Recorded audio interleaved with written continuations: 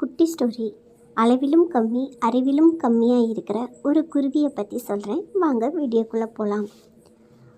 ஒரு வழியாக கோடை காலத்தின் இறுதி கட்டம் அது. பெரிய ஆலமரத்தில் ஒரு ஜோடி சிட்டுக்குருவிகள் வசித்து வந்தனர். இரண்டும் மழைக்காலம் வருவதற்கு முன்னாடி உறுதியான கூட்டை கட்ட எண்ணின. நன்கு வேலை செய்யும் குழுவுடைய இரண்டும் சீக்கிரம் தங்கள் நினைத்தபடி அழகிய வீடு கட்டி மகிழ்ச்சியாய் இருந்தன.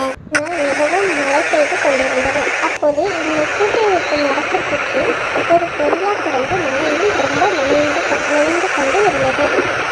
குளிரில் நனைந்து கொண்டு இருந்தது. அந்த கொரில்லாவை பார்த்த பெண்குருவி, ஐயா, ஏன் இப்படி மழையில் நனைகிறீர்கள்? உங்கள் வீட்டிற்கு போகலையா என்று கேட்டது.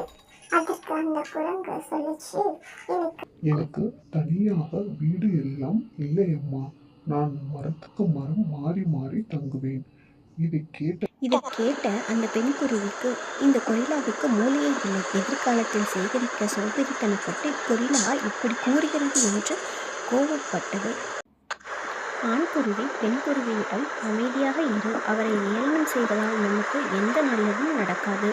அவர்களுக்கு இருக்கும் வாழ்க்கையை வாழ்ந்து விடுவதே சிறந்தது என்று இதை கேட்ட பெண் குருவி வீட்டிற்கு திரும்பி சென்றது. இருவரும் சந்தோஷமாகவும் மகிழ்ச்சியாகவும் வாழ்ந்து வந்தனர்.